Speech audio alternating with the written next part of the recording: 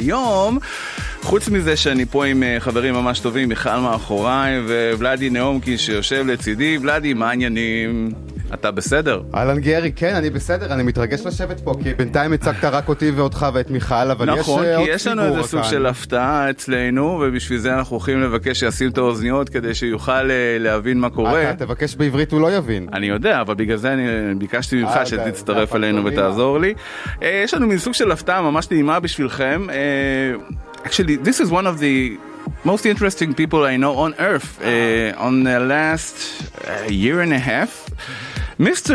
Daniel Riaan Sפולדינג, how are you, sir? I'm so good. How are you? Shalom.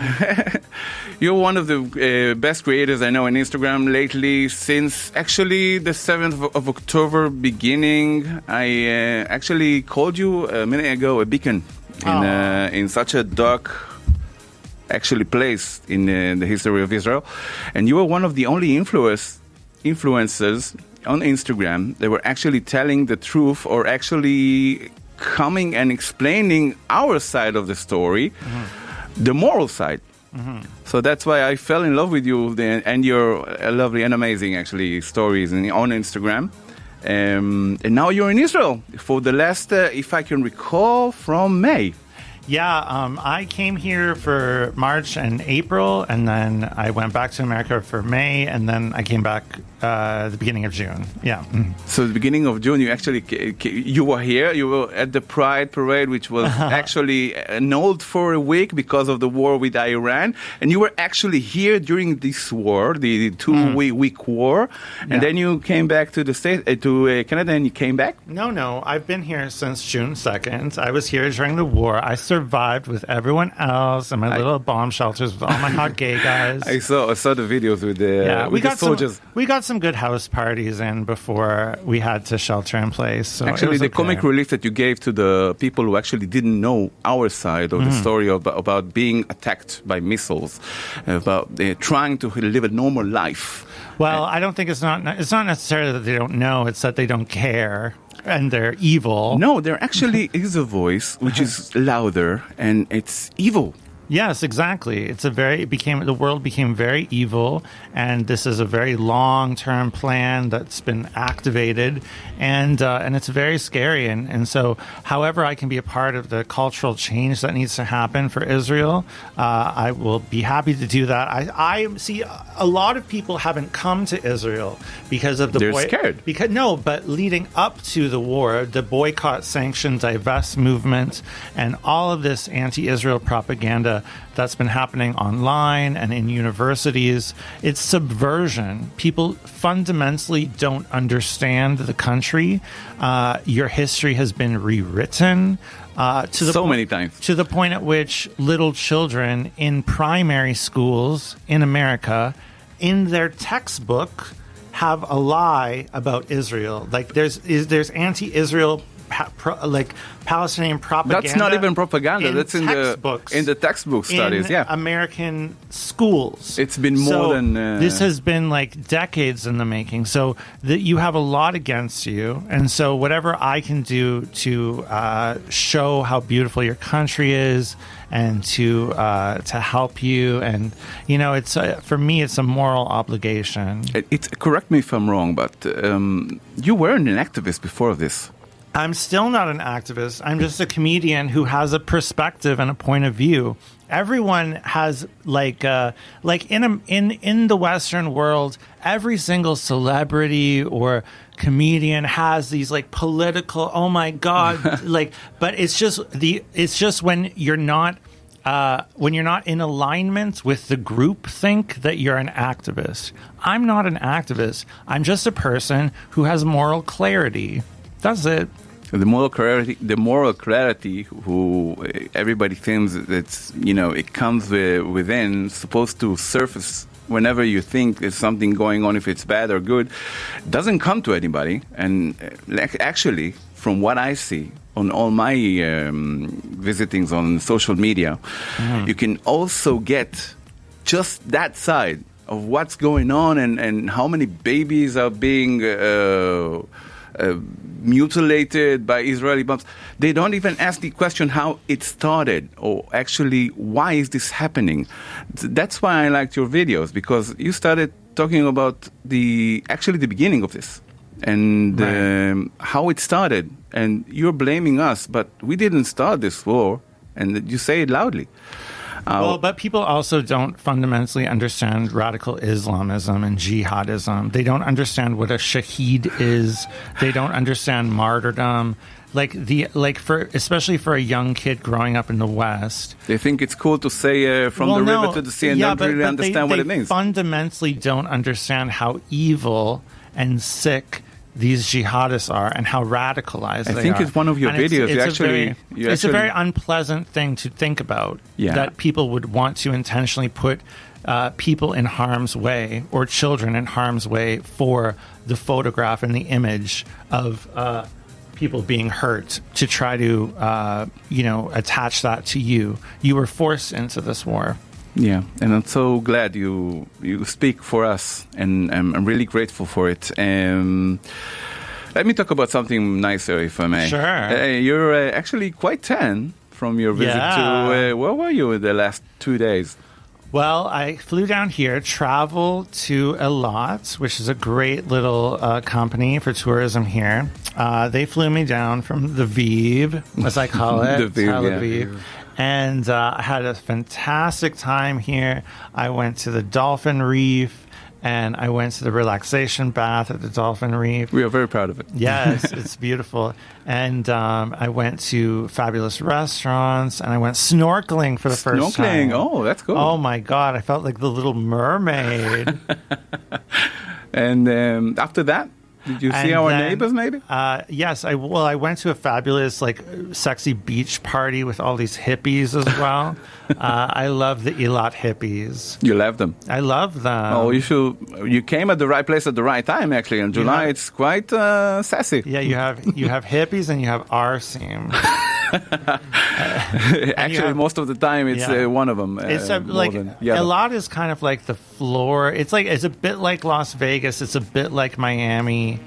I have, my friends in Tel Aviv are real snobs, and they say terrible things about Eilat. Oh, but of course they do. But then as soon as I was here and they saw all the photos, they were like, oh my God, that's so great. You're having a great time, I saw from the videos. And that's Tel Aviv. Yeah, they're just awful. Tel Aviv is envious. They're mean. They're like the snobby girl in high school who bullies all the kids that are interesting and different, but then secretly they wish that they were eccentric and cool them. I can understand the envy. They have a sea, but they don't have the tranquility we have here. Exactly. And actually, the humidity right there, and here it's basically very hot. And, we like it hot. I know you. I know you do from your videos. Yeah. What can you take from the time here in Israel, in Eilat specifically? Are you planning on doing a video? I did a whole carousel. I did a reel. What do you expect from me? What do you want from me? Actually, I want you to you want me to do a feature-length film? No, tell you all on my own with my little iPhone. To run for I work so hard for you Israelis, and you don't even appreciate it. I do, especially I do, and I have to realize, I have to tell the listeners that this is actually one of my dreams come true. I actually wanted to meet 5 people during this war, and I actually got to meet 2. Yosef Haddad, probably you heard of. And you're the second one. Yay! And I'm so, I should say, my family and me are really appreciative of everything that you've done for us, and thank you for speaking the truth. No problem. So that's my side of it. Vladi, do you want to comment on anything else that maybe I forgot? I have some interesting questions. Yes, please do.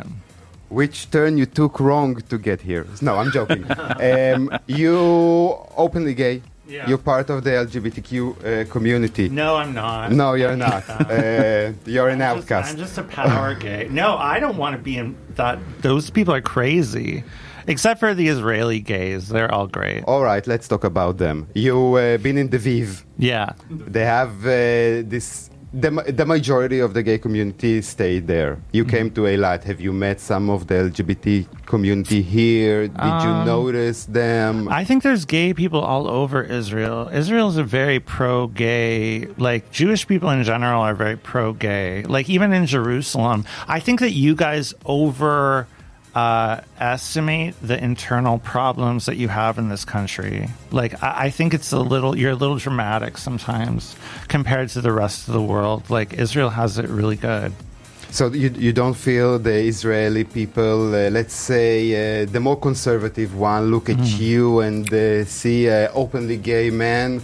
I think they like me. Anytime I've been going to Judea and Samaria even, and they're so nice to me. But I think that obviously like the Orthodox and like the Haredim or whatever, like those like really nutty, super like messianic kind of people, but I think they don't like anyone. Like they want to live like they're Amish people or whatever. Like they want to live a very conservative life, but that's okay, whatever. Everyone coexists in Israel. I don't need like, ultra Orthodox Jews to be coming to a pride parade and, they don't need me at their synagogue doing their ultra-Orthodox stuff. So it's fine. We can just coexist. That's what Israel's all about. It's such a peaceful country. As a comedian, I want to ask you, you need a certain pain or a dark place to be a comedian. Do you feel the Israeli life give you that? Yeah, definitely. Well, I think Judaism in general, like that's one of the reasons why Jews are so good with comedy and writing is the history of storytelling and how many different incarnations of facing annihilation they've had to go through every 75 years for, 3,000 years. So I always, growing up, had such a love for Jewish writers and comedians, and all the best television in America was Jewish sitcoms and like Seinfeld, and I loved Woody Allen movies, and I loved all of that so much growing up. And so it was always my dream to live in New York. And when I lived in Germany, I ended up becoming friends with Israelis and spending time here. So I was so lucky to have learned about Israel and to see this whole other side of the Jewish experience. Like the American Jewish diaspora, or the Jewish diaspora, is very different from Israel. You have to sort of understand Israel to understand Judaism. And so I definitely think that like some of the best comedy that I've ever seen has been Jewish Instagram the past year and a half. It's hilarious. We're so funny. All of these young guys, because we can't be, again, Jews always find a way around the system. All of these big American talk shows like, on Comedy Central and NBC and CBS, like just now, Stephen Colbert was canceled. Thank God. He was basically doing anti-Israel propaganda. It's not funny. It's not funny to hate Jews. Jews are great. And so all of these young creators on Instagram and TikTok, we all found a way around the system to put a pro-Israel message out in a way that's funny around the system. Let's put the media aside. Do you feel when you walk on the streets of Amsterdam, Berlin, Canada or US, the people still hate the Jews? It's pretty bad, yeah. I think that we've allowed a terrible evil to come into our societies. I was in Berlin a month or two ago, and someone saw me and recognized me and screamed, "Free Palestine! Free Palestine! Go back to America!" on the streets. But these people are completely deranged. It's 20 years of propaganda, and then they all watch Al Jazeera like it's real news in Europe. Al Jazeera, when I lived in Berlin, Al Jazeera would just pop up on my YouTube feed. And they all got hooked into these Qatari news agencies. And for whatever reason, no one wants to try to stop them or correct them or get another message out. Yeah. Well, they should join us on our live broadcasting shows and in our radio station in Radio Elat. Yes, JNS is the YouTube channel that I've been working with. It's like a Jewish news syndicate. They have really great content, all in English, talking about Israel. And I'm hoping that I've been on a weekly panel show the past few months that I've been here, and I'm hoping that this can be part of a change. Well, I hope that most of the people that listen to Radio Elat did not switch station because we're making this interview in English. Oh, no. I want to ask you, what words in Hebrew do you know? Oh, God, I'm so bad with languages. I'm afraid of the answer, actually, I've on this heard one. the shalom. I'm afraid of the answer of this. You guys go, makore. Oh, that makore is And then good. you go, manishma. Sababa.